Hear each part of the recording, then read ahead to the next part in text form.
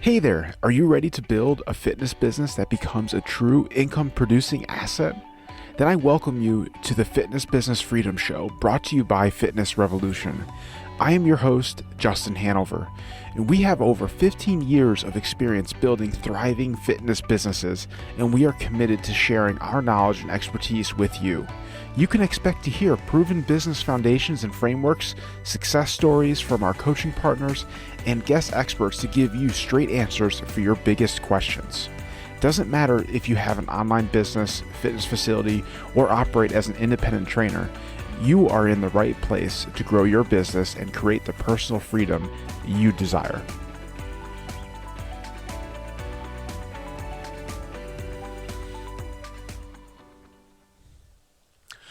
Today's episode is brought to you by Fitness Revolution. So you started your fitness business and you've been in the game now for a few years. You might have even seen some good growth over those years, but now you feel stuck. You feel like the momentum you once had just isn't there and you don't know how to get it back. Should you be focusing on your marketing, your sales, or your team? What is the next bottleneck to focus on that will allow you to break the chains holding you back? That is a great question. And one of the biggest skills as an owner is to be able to understand and identify the next biggest issue to keep your business moving. And that is exactly why Fitness Revolution has created our proprietary needs assessment to allow you to quickly see where your business stacks up and receive immediate feedback on what to focus on next. It's a quick 10-question assessment that will be able to provide valuable feedback to get past sticking points and hit your next goal. Whether you are stuck, feeling frustrated with your current progress, or just want to dial in what's working, this assessment is the first step to making that happen. I invite you to head over to the show notes where a direct link to the needs assessment will be so you can easily access it there. Now, let's jump into today's show. Alicia, thank you so much for taking the time out of your schedule to share, obviously, your business insights with our audience to help other gym owners succeed. Amazing. Justin, thank you so much for having me. I am so excited to be here and share some really cool things that hopefully will help your audience to take their business to the next level. So I'm excited to dive in. Absolutely. It's my pleasure. And I'm very confident that that will be the outcome from this conversation. So let's start with giving our listeners obviously some context as to who you are and kind of that 1,000-foot overview and how you became the Alicia that we're speaking with today. Sure, I will give you the really quick version of it. But basically, I was an athlete my whole life, and I was trying to figure out my direction and what I wanted to do with the rest of my life when I was in college. And naturally, I loved exercise. I loved working out. I loved sports. So I was like, I'm going to do exercise sports science as my major, and I want to become a physical therapist. So this was like in my mind, this was my path. I was so dedicated to it. And my senior year, basically, I waited too long on my internship to pick my final internship that I needed to graduate. And so all the physical therapy internships were actually full. And the only one that was left was basically a position where I was working with a local gym in charge of their obesity program. Oh, wow. So this was like a total shift for me because I was used to working in sports rehab and I wanted to go the physical therapy route. And I was like, I know nothing about the population personally. I've never worked with obese population before, but I need this to graduate. So I'm all in. Let's figure it out. We'll have some fun. And so that internship and working with the group that I worked with and seeing the impact that I could make in such a short period of time in such a big way, not just with them, but with their families and their social circles, like it changed my life. And I just felt this is what I absolutely need to do with the rest of my life. I want to become a personal trainer. I want to work with people to help them become the best version of themselves, build confidence, lose weight, and just live a more fulfilled life. And that's what I felt I was able to, at least in part, be able to accomplish during that internship. And so I was like, forget it. I'm not going to PT school. I'm going to become a trainer. And that's exactly what I did. And that was back in 2003. So I've been doing this a really long time. And I started, I think, pretty much the same as every coach out there that starts off with the one-on-one training model. You know, I was in my car, I was driving back and forth to people's homes. I did the whole game. Yep. I think we've all paid our dues there. And so that's how I started. So I started doing one-on-one training. I actually got a job out in California, and I'm from the East Coast. So that was away from my family. Did that for about a year. And personal trained out there, got homesick, moved back. And long story short, I was in the grind. Like, I loved my clients. I loved the one-on-one. It was incredibly fulfilling, but I was exhausted. I was burnt out. I was tired. I was living in my car, basically. I was go into the drive-through, like between clients. It was bad. I was making great money, but I knew that I couldn't keep the pace up. And so just total transparency, I had a massive fear of speaking in public. And I knew that I needed to create more leverage, right? I knew training like one to many was going to help me not only reach more people, but be able to make more money and not have to work as much. But I was terrified to do it. And so finally I was like, look, I hit my breaking point where I could not keep this pace up anymore. And it was affecting my relationship with my husband because I wasn't seeing him, and I was like not even able to have real conversations when I was with him because I was so exhausted. So I was like, I'm doing it. I'm going to take out an ad in the local paper and I'm going to start a boot camp. And this was back in like 2006, 2007. And people responded to the ad. I was like, oh my gosh. And now I start freaking out because I'm like, okay, I don't know how to coach groups. Like, of course, my background is in this. I love working with people, but it was a totally different dynamic to actually train in groups. And so I learned on the job, and I built my confidence as I went. And soon I was coaching groups with 20, 30, 40, 50 people in it. And it was amazing. And I was scared every time. I dragged my husband literally he worked out like 3-4 times a day sometimes. I always joke. Yeah, he was like in the best shape ever back then because I made him work out so much. But that's how it grew, and I built my confidence. I developed my skill set. I fell in love with the group model, and now it became my favorite way to coach. But what that also allowed me to do was to be able to have a life that was more in balance for myself. And so I gradually phased out of my one-on-ones. I grew my groups, and then we actually ended up growing multiple locations. And when I was going to conferences and stuff, people were like, hey, what are you doing? How are you coaching your clients? How are you helping them to get results? So I just started sharing, tips and strategies and things that I was doing. And then a good friend of mine, Carrie Kakuta, who had also started group right around the same time, we had started a company called the Boot Camp Girls because we realized there was a lot of people who had no idea like where we were when we first started. They needed some guidance. And so we were actually helping to, create some resources and workouts and meal plans and things that we were using with our clients and sharing those. And so that's kind of how my online journey started. And that's been over like 12 years now that I've been doing that. She and I have parted ways on the online business side, and she's still one of my best friends in life. I absolutely adore her. But I started Fit Pro Essentials over 10 years ago now. And I've been really doing the coaching and sharing my lessons and experiences and the things that have helped me to grow my business over the years. And I absolutely love it. So it's all about just impacting lives. And I couldn't imagine honestly doing anything else. It's super fulfilling for me. But just a really quick recap, like about 4 or 5 years ago now, I sold my business to a professional soccer player. So I've gone through the whole journey of starting it, growing multiple locations. We don't have to get into this. I actually closed a location before I was able to grow more. And then, so I've been through it. I've made a lot of mistakes. I've had a lot of experiences. I've learned a lot. And I just enjoy sharing that and the things that have worked for me over the years, and going through the whole journey of selling the business as well. So. Wow. You can see that the passion is definitely real with you. I mean, like just how you walk through that and like explain everything. I mean, you can see obviously you're doing this for the right reasons, and that's important. I mean, obviously, as we know, I mean, just that's like definitely criteria number one for being a good coach is actually caring. 100%, yeah, absolutely. So I definitely appreciate you walking us through that journey, and it's interesting. It's always fun to hear different people's paths and how things worked out because it's at the end of the day we couldn't have ever planned that to happen. I mean, it's just like it's interesting how it unfolds, and everything that you went through obviously helped be the person that you are now.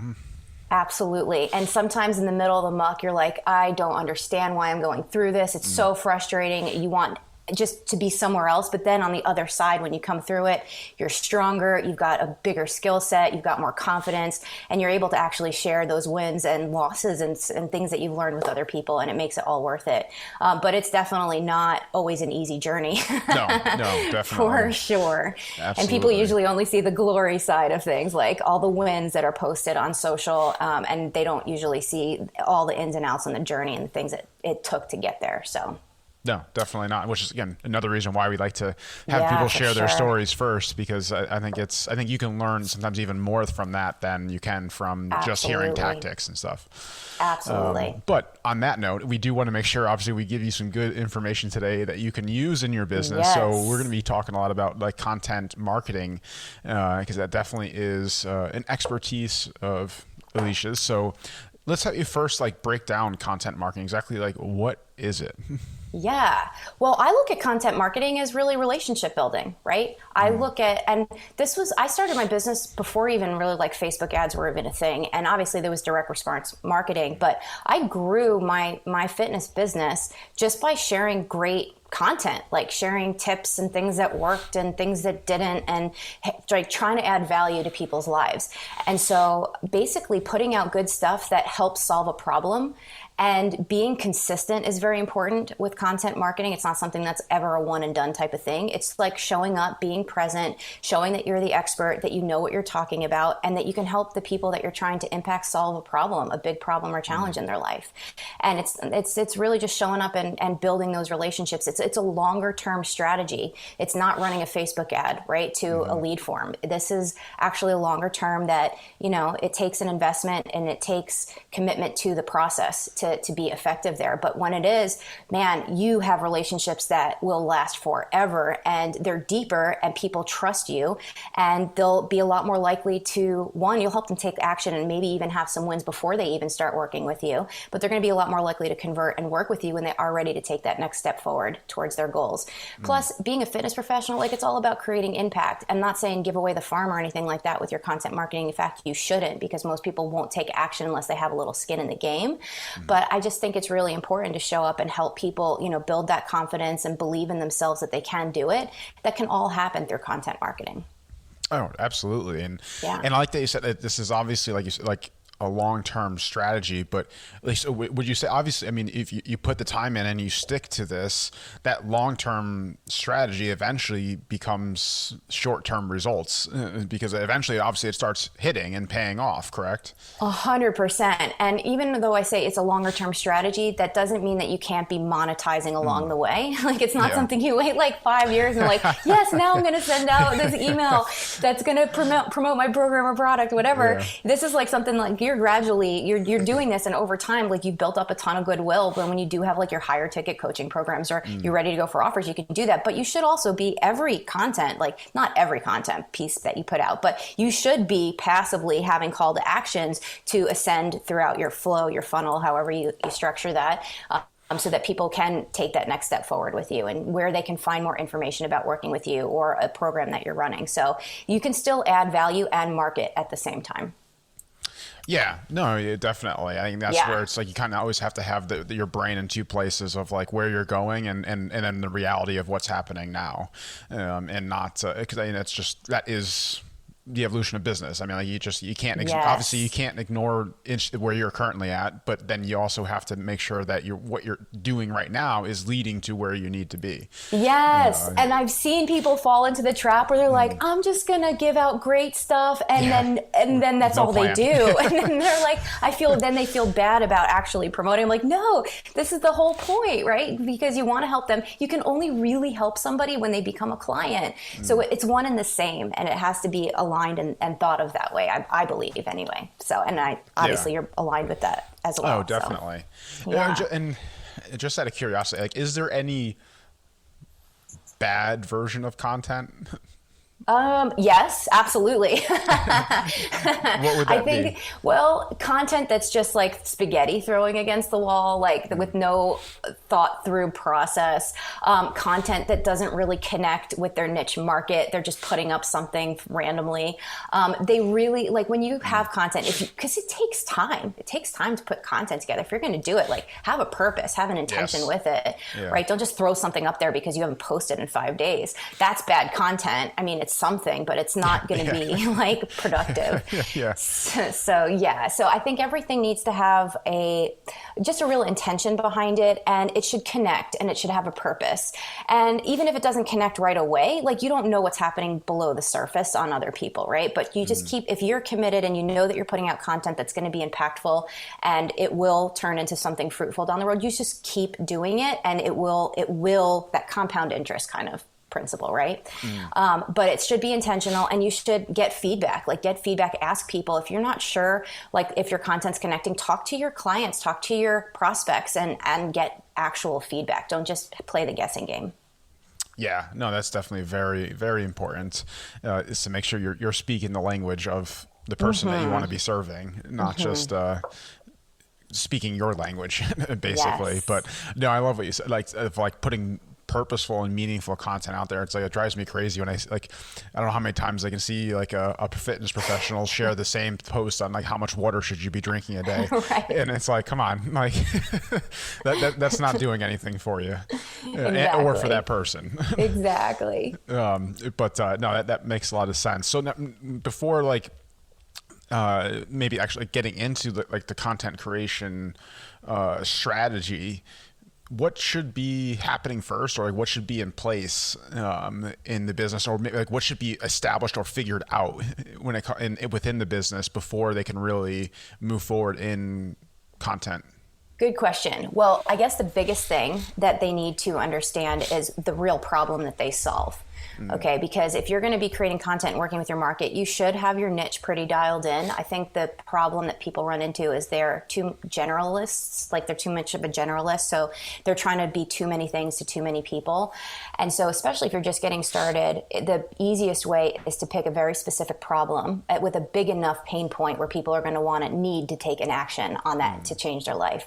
So if you can identify that, your content actually becomes a lot more easy to create, because now you're creating around a specific problem versus, should I talk about water? Or should I talk about stress this week? Should I talk whatever? Like, there's so many things we can talk about.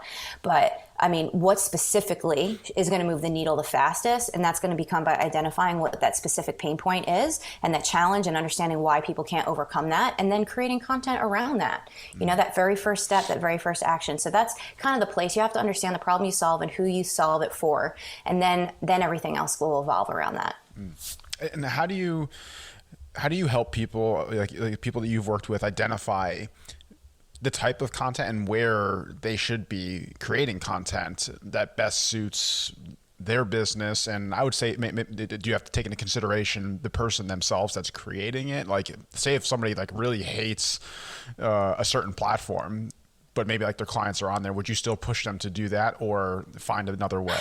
Yeah, that's a good question. And it's a really, really good question. Well, one, I believe everybody needs to have an email list no matter what. Even if they hate sending out emails, I don't care. Like, email list is, I got an email from Ryan Dice just like 2 days ago that said, the email list is dead or something like that, or emails don't work. And then the subtext was, and other stupid things people say. Oh, yeah.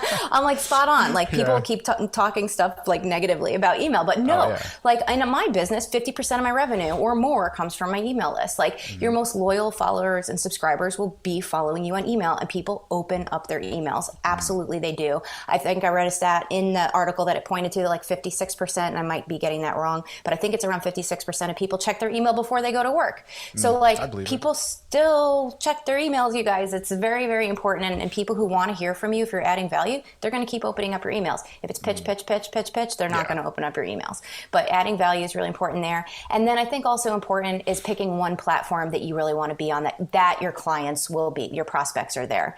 And it sometimes takes getting out of your comfort zone, and learning a new platform if your clients are there. But it doesn't mean getting shiny object syndrome and like trying to be on all platforms all the time. Like, focus on one and grow it there to 80% where you're systemized, you've got your stuff dialed in, you've got your content marketing strategy, and you can repurpose your stuff on other platforms, but don't go out and try to learn like 4 platforms at the same time. Like, focus on one and your email list, grow your audience there, build your base, and then you can start expanding expanding. People just, I mean, it's people think they have to be all over the place all the time, and that's just not the case. As long as you're taking the time to really learn one, you're building your base there, then you'll be okay.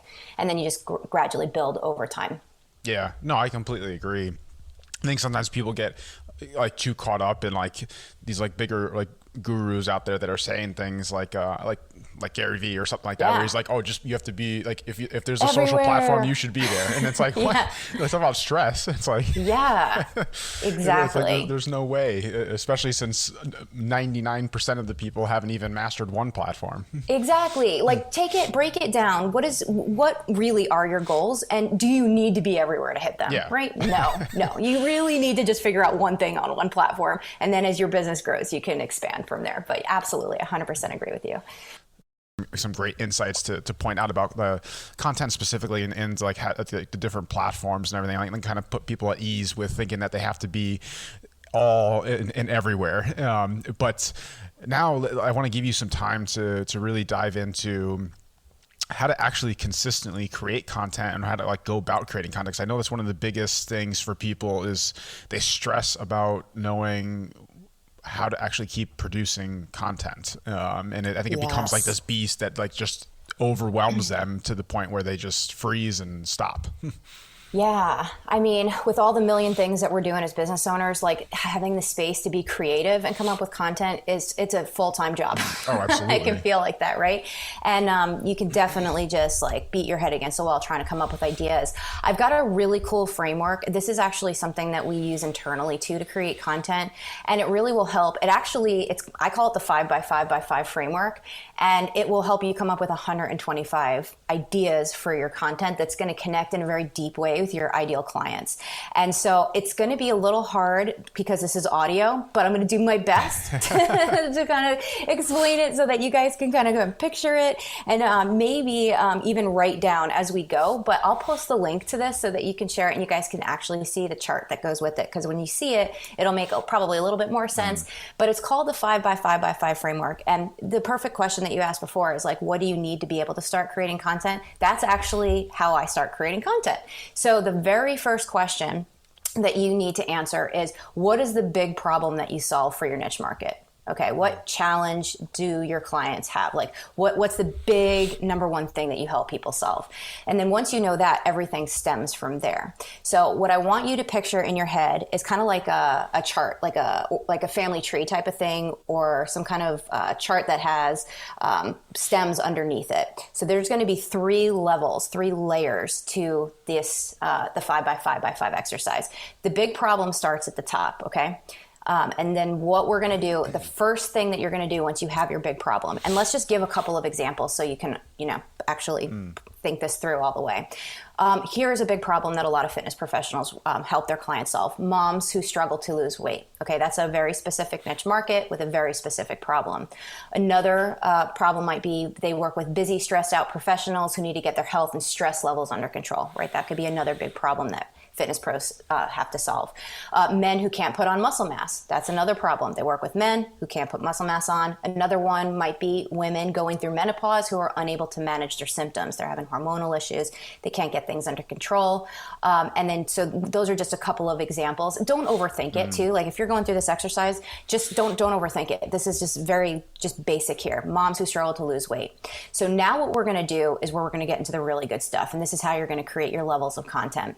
So we're going to have 3 different levels underneath the big problem. Level 1, you're going to come up with 5 different reasons why your prospect, your ideal client, is stuck, why they can't solve their own problems. Okay, so where are they still getting stuck in their life? So for example, the moms who struggle to lose weight, let's just come up with these 5 reasons why they can't figure this out, okay, on their own. 1, maybe they're completely confused. Like if you searched how to lose weight on Google, what are you going to find? Like 5 million different ways.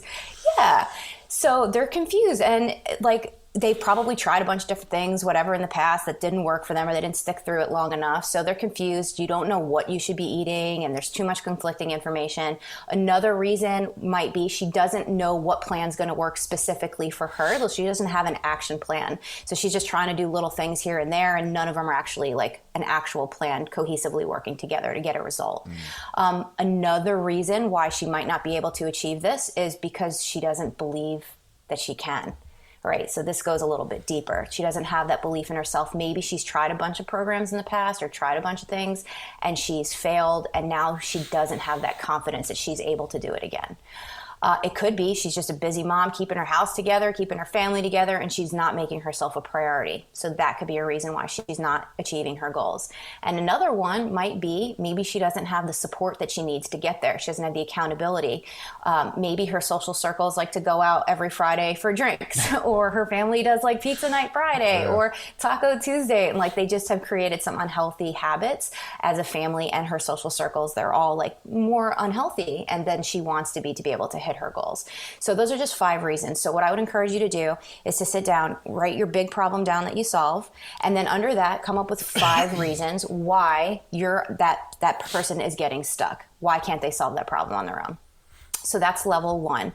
Now we're going to take it to that next level. So for each of those 5 reasons that you just came up with, you're going to actually break that down in deeper. And you're going to break each of those down into 5 reasons where that is actually showing up, physically manifesting in their life and causing pain, confusion, fear, negatively impacting that person. So to break it down on a tactical level here, let's just go through like confusion, where the mom who's struggling to lose weight is confused. She has no idea what to do. She's looking on Google. All of her friends are doing different things. She has no idea. So this is showing up in her life in these 5 different places as an example. 1, maybe she's at the grocery store and she's looking at the shelves. She's like, I don't know what the heck to choose. Should I do paleo? Should I do keto? Should I stay away from the inside of the aisles at the grocery store? Like she doesn't know what to get. Maybe she's out to eat and she doesn't know how to healthfully order her food. So she has no idea what to order. So then she ends up making probably a bad decision. She's always rushing in the morning. So she doesn't have any idea or hasn't planned anything for her breakfast. So maybe she even skips her breakfast, or maybe she grabs a Pop-Tart or a toaster strudel or whatever's in the house for her kids or whatever that looks like. So she has no idea what to have for breakfast. So she ends up eating whatever is around. Maybe she's hungry at home. So she's just eating something out of the pantry, right? Or whatever, her kids' snacks or whatever that could be. Another place this could actually be showing up in her life is maybe she just make unhealthy last minute choices. Like she's hungry in the car, so she hits the drive-through because it's right there. So she doesn't actually have a plan. So she's not prepared for when she gets hungry or needs a snack or something like that. So is this making sense? I know that you guys can't see this, but is this making sense to you, Justin, like how to layer it? Yes, a little absolutely. bit? You can see how like each phase is leading to the next one. So it's a very progressive format. Exactly. It's super easy to follow. And once you see the sheet, it'll make a little bit more sense. But so we're going to take each of those 5 things that you just came up with on where that's showing up in their life, and you're going to create 5 pieces of content around it. And it's super, super simple once you actually break it down like this. So let's just take an example, okay, that she's at the grocery store. Your mom's at the grocery store. She doesn't know how to shop properly with her family. So what are 5 pieces of content that you can come up with around how to help somebody shop better at the grocery store, right? Maybe you give a printable grocery list. Like, here is the grocery list that I use myself when I go to the grocery store. Or maybe you're taking an actual video of you shopping in the produce section, or how you shop and make all of your decisions at the grocery store, right? That could be a piece of content. Maybe you say, hey, top 5 mistakes that most moms make at the grocery store. And you can even turn that into 5 pieces of content by itself, right? You can say, hey, how your groceries and what you're getting at the grocery store are secretly sabotaging your results. So like that could be a piece of content. Or 7 grocery store hacks that every mom needs to know. Like, do you see how when you start really breaking it down at the very like detailed level, that it's super easy to come up with content ideas that solve a specific problem in a specific place in their life? And that's basically all you do. So if you've got your big problem, you've got your 5 reasons where somebody's getting stuck hitting that problem. You identify 5 reasons where that's showing up in their life, and then 5 ways that will help somebody take that first step to maybe take action or build that confidence or go that level. And you've got 125 pieces of content. Wow, that's fantastic. Yeah. And I mean, you can have content for days. And honestly, that could give you way more than just 125 pieces of content, because even 5 tips can get broken down into 5 different pieces of content from there. So you can easily have content for an entire year that deeply connects and solves problems for your ideal clients in no time, to be honest. Yeah, So. no, that's amazing. And I think it's also a good check for you, because I guess if you aren't able to walk through this process, then you probably don't know your ideal client. Excellent point. And if you cannot answer these questions, survey, have conversations, ask them. Definitely get feedback along the way to make sure that you are connecting. And yeah, absolutely. But this keeps it super simple. I'm all about like keeping things simple, because simple gets done. Yeah, no, definitely. 'Cause I think like what you said before is just in the beginning of this isn't about overthinking the process. Because I think like too many people also get hung up thinking that one piece of content is going to be the magic thing that connects with everybody, and all of a sudden they're going to have clients flooding in, and like they put this pressure on themselves. Like that's not the case. Exactly. 100%. It's definitely like, think of like, I guess I'm not sure how like maybe like you think of it, but like with content, it's kind of like an ongoing conversation, basically. So I mean, it's just like one little piece of content is just one piece of the conversation. Exactly. It's a relationship, right? You're not going to have one conversation, be best friends for life. Like it's something that takes time and commitment. Definitely. So yeah. Absolutely love that. And then you're okay with us putting the link to this breakdown in the show notes? 100%. I think it's a lot easier to really like make sense of it when you can see it in front of you. Plus, you can just make a copy of this, honestly, and just like copy and create your own version of it. So everybody that's watching this will be able to create their own 125 piece of content just using the spreadsheet. Excellent. Well, thank you for that. I think that's definitely been, I think, like hugely valuable. And I'm happy that you're able to break that down for everybody listening, because I think this is definitely obviously one of the foundational pieces of marketing in this day and age, obviously, and like the more simple you can get with it, obviously the easier it's going to be, and the more you're going to actually do it, rather than 100%. just say like, yeah, that's one of the things I'm going to do.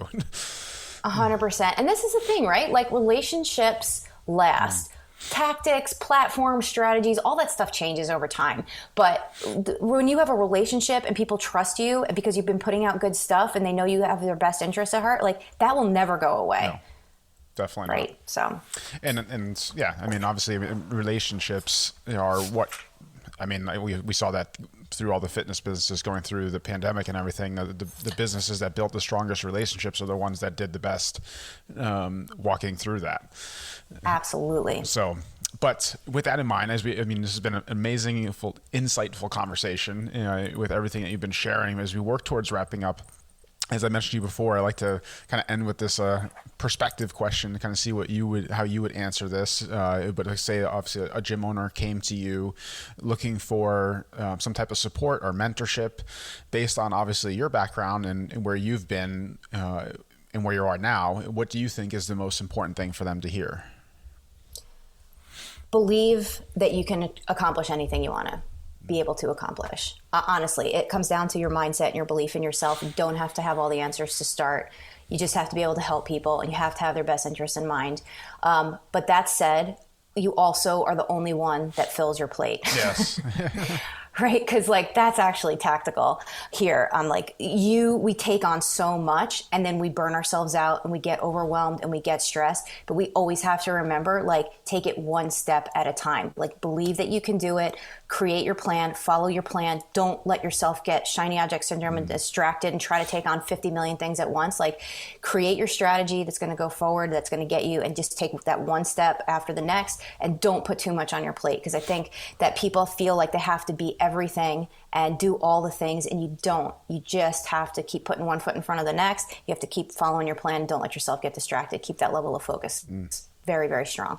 Absolutely love it, and I completely agree. And I think that's obviously a solid way to wrap up this conversation.